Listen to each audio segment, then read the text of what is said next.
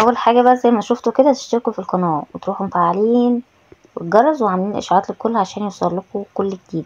بصوا بقى يا اخواتي، انا مش جايه لكم طبعا، انتوا عارفين ان انا قناتي لسه صغيره ومش بعمل اعلانات وكده يعني، بس انا بصراحه اي شغل الفتره اللي جايه هيقابلني يستحق التشجيع هقدمه لكم، ونشجع كل حاجه كويسه وكل حاجه حلوه. لان انا كنت مقدمه معاكم قبل كده عبايات وحاجات عجبتني وبرده مش كنت بعمل لها اعلان، وبرده الشغل ده عجبني وبرده مش بعمل له اعلان. انا بوريكم بس ايه الحاجات اللي هي ما بيني وما بينكم المصداقيه اللي ممكن فعلا نكون كلنا بنحتاج. فعلا ممكن نحب نعمل مثلا نجيب عباية، نجيب حاجة، نجيب طقم، نعمل غرفة نوم. اي عريس وعروسة مثلا بيتغشوا في العفش بتاعهم وبيبقوا بعد كده بيتكسر، محتاجين مثلا خامة معينة، شكل معين، ديزاين معين، اي حاجة. فبصراحة الحاجات دي عجبتني قوي، ولسه كمان هعمل لكم ان شاء الله برضو في فيديو هنزله لكم عن ملايات حلوة قوي بجد صاحبتي يعني ايه ملايات جبتها وعجبتني برضو، هعملها لكم ايه اوريها لكم برضو. وده طبعا يعني بعملها كده الهدايا لاصحاب الشغل ده لحد ما ربنا يكرمني كده وافعل قناتي. زي ما انتوا بتشجعوني بالحاجه الحلوه انا كمان بحب اشجعكم بالحاجه الحلوه. تسلموا لي يا اخواتي، صلوا على الحبيب، اللهم صل وسلم وبارك على سيدنا محمد. زي ما انتوا شايفين ده شغل كده بجد الشغل ده حلو قوي وهيعجب اي عريس وعروسه، وضمان يعني مش هقول لكم مدى الحياه، يعني ايه مفيش حاجه تقدم مدى الحياه، بس فعلا الشغل ده حلو قوي. الترابيزات والحاجات دي، وكلنا بقى بنحب الديكورات. ربنا يوسع عليكم كده جميعا اللهم امين. لو انت ست بيت بقى وعايزه تجددي، لو انت عروسه برضو وعايزه حاجه شيك برضو لمطبخك، لو برضو عريس وعايز حاجه شيك لمطبخه.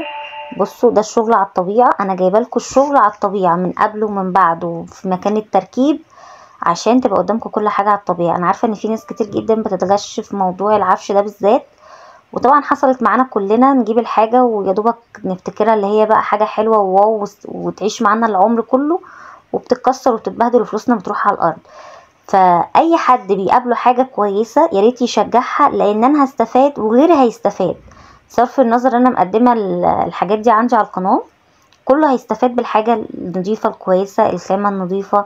لان طبعا احنا مش بنلاقي فلوسنا في الشارع يعني، وكل واحد بيبقى حاطط فلوسه في حاجة، بيبقى عايزة احسن حاجة وانضف حاجة.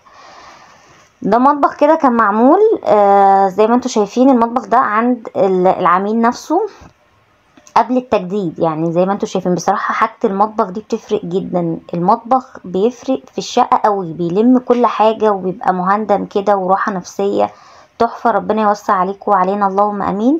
ده المطبخ زي ما انتوا شايفين كان عايز نظام وعايز ترتيب عميق قوي عشان الدنيا تبقى رايقة فيه زي ما انتوا شايفين. فالمطبخ بقى اللي انتوا هتشوفوه الجديد اللي اتعمل برضو عند العميل، المطبخ بصوا ده كان قبل ما يروح عند العميل في المكان اللي اتصنع فيه.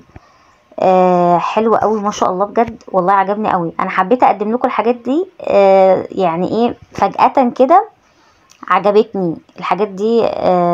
صاحب الشغل ده بقى حاجته نظيفة قوي، عنده طريقة بلاش في شغله، بيقدم خامة وبيقدم جودة وبيقدم شكل على مصداقية وعلى ضمانتي. انتوا عارفيني ما بيني وما بينكم كل المصداقية، على ضمانتي شغله حلو قوي، وطبعا ضامن العباد ربنا. بس انا في شغل كتير قوي عندي من نفس الخامة ومن نفس الجودة ومن نفس الشغل بتاعه. الشغل بتاع شقتي كله هو اللي عامله.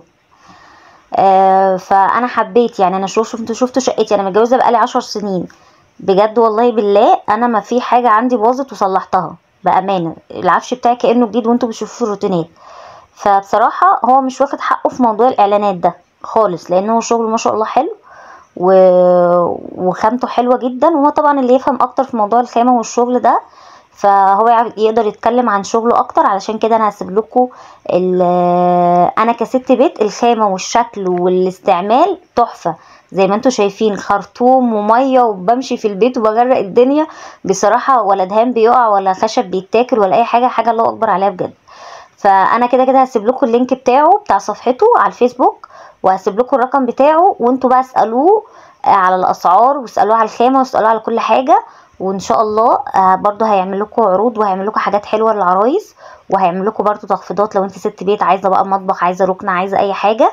بس اهم حاجه عشان يعني تحطوا لي بلستيجي كده قدامه تقولوا ان انتوا من تبع دودو فاني، اي حد هيكلمه يقول له من تبع دودو فاني. واهم حاجه كل اخواتي في الله بقى الامارات اللي معايا دايما يشيروا الروتين ده بقى في كل مكان. يعني ده مش روتين، ده حاجة فايدة لينا، وحتى لو مش محدش يعني هيستفاد بالحاجات دي، ممكن عريس وعروسة يستفاد، فجزاك الله خيرا في كل خير ممكن نقدمه لأي حد يعني. انا عامه الفتره اللي جايه اي حد عايز يقدم اي حاجه لحد ما قناتي ان شاء الله تتفعل، دي بعملها كده هدايا، بكبر خاطر اللي حواليا، على وعسى ربنا كده يكبر بخاطر، اللهم امين، ونبقى سبب في رزق بعض، والرزق بالله يعني. بصوا زي ما هو بيوريكم كده المطبخ، طبعا ايه، ربنا يوسع علينا جميعا. من احلى المطابخ اللي ممكن تقف فيها المطابخ دي، انا بحبها قوي، وان شاء الله لما ربنا يكرمني يعني انا اول الناس اللي هفكر اعمل مطبخ زي ده. يعني بصراحه هو حلو قوي، مساحته ما شاء الله الله اكبر كبيره جدا. آه طبعا بصوا في حاجات عده استخدامات، طبعا في مكان للتلاجة، ومكان للميكرويف، ومكان للفرن، ومكان لكل حاجه. ومكان كل حاجه ده بينظم المطبخ جامد قوي، وتبقى الوقفه مريحه. الخامة بقى وكل حاجة عايزين تعرفوها هسيب لكم الرقم بتاعه في تعليق مثبت، وانتوا كلموه بقى وشوفوا الدنيا وشوفوا الاسعار وكده. ان شاء الله برضه هو خامة كويسة، اسعار مناسبة للجميع. بالنسبة للاسعار الغالية قوي قوي قوي، هو ما عنده يعني الحمد لله ما عندوش حتة الجشع بتاع التجار، وحتة رفع الاسعار قوي دي برضه. ربنا يسعد كل عريس وكل عروسة. انا عارفة ان اي عريس واي عروسة بيجهزوا دلوقتي بيطلع عينيهم، فكمان بيطلع عينيهم وبتطلع بعد كده الحاجة مش كويسة او بتتكسر في بداية حياتهم، بتبقى الدنيا صعب ان هم يجددوها تاني. فنركز شوية لما نكون بنشتري حاجة، ولو حد اشترى حاجة وعجبته، ممكن لو عندك قناة، عندك دعاية، اي حاجة تقدري تعملي لها دعاية غيرك يستفاد، هيبقى افضل واحسن طبعا. هو طبعا بيوريكم بقى المطبخ زي ما انتم شايفين كده من فوق، طبعا تفاصيله كتير قوي، انا بصراحه مش عارفه تفاصيله دي استخداماتها ايه، بس اكيد العميله اللي عامله المطبخ ده هي عارفه التفاصيل دي هي عايزاها لايه يعني. طبعا كل واحد على حسب مساحه البيت بتاعته، وعلى حسب المكان، وعلى حسب الماده اكيد يعني. زي ما انتم شايفين برضو المطبخ ده مطبخ تاني يعني.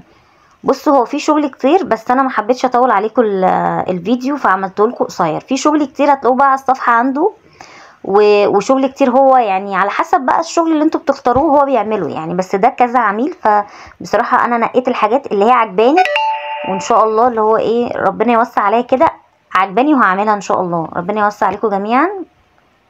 زي ما انتوا شايفين دي برضو ركنة، برضو مساحتها ما شاء الله كانت جميلة، خامة تحفة، حاجة بقى تعيش. وتنطيط العيال والتكسير احنا بصوا احنا لما بيكون معانا اطفال بنبقى مش عايزين ركنات، احنا بنبقى عايزين نبني لهم طوب كده عشان ما يكسروا براحتهم. فدي بصراحة عملية وحلوة قوي. ده مطبخ برضو تاني. انا بقدم لكم مطابخ كتير عشان انا بحب المطبخ، وشغل المطابخ عاجبني، لكن هو بيعمل كل حاجة، بيمسك شقق يوضبها من كل التفاصيل، خشب، كل حاجة في الخشب بيوضبها، شبابيك، برور، بيبان، كل حاجة. برضو بيعمل اوض نوم، غرف اطفال، مكاتب، كل حاجة كل ما يخص النجارة لست البيت بيعمله. زي ما انتوا شايفين كده انا مدياكوا الدنيا كده على الطبيعة قدامكم زي ما شايفين. دي غرفة نوم للعريس برضو، ربنا يبارك له فيها يا رب، ويهدي سر كل عروسة وعريس. حلوة قوي برضو، خامة تحفة بجد. انا مش محتاجة اتكلم على الحاجة، لان ايه الحاجة قدامكم على الطبيعة اهي، والكاميرا كمان الكاميرا ظلمة الحاجة بصراحة. بس كده يا اخواتي بقى. وهنا برضو ده مكان البناطيل بقى اللي بتتعلق. طبعا انتوا عارفين يعني غرفة النوم اي عروسة واي حد بقى يعني بيبقى على حسب ذوقه وعلى حسب طلبه في الحاجة. بس انا اهم حاجة ان انا وريتكم الحاجة اللي عجبتني، زي ما وريتكم العبايات برضو اللي عجبتني، زي ما هوريكم برضو ملايات عجباني تحفة جدا بجد. في ناس والله بتبقى خامتها وشغلها وأدائها في الحاجة حلو، بس ما بياخدوش حقهم، مش متشافين. فلو كل واحد شاف حاجة حلوة شجعها ودعمها بجد، الحلو ده هيبقى منتشر جدا، ومش كل حاجة تافهة هتبقى واخدة ترند ومسيطرة على الناس. فربنا يصلح حالي وحالكم اللهم امين. زي ما انتوا شايفين الشغل هو على الطبيعة وريتهولكم، الحاجات دي حلوة جدا وجميلة بصراحة، وشغل نضيف ويستحمل بقى الهلك والأطفال بقى بعد كده والدنيا دي. لو انت عروسة أو حاجة ربنا يرزقكم جميعا بالذرية الصالحة اللهم أمين، ويدي كل مشتاق اللهم أمين. اخواتي اللي دايما معايا ومنوريني، واللي لسه جداد معايا ومشرفيني بجد بشكركم جدا. متنسوش بقى لو انت اول مره تشوفوني اشتراك في القناه واللايك الجميل، وصلي على النبي في الكومنتات. مع السلامه، اشوفكم في يوم جديد، سلام.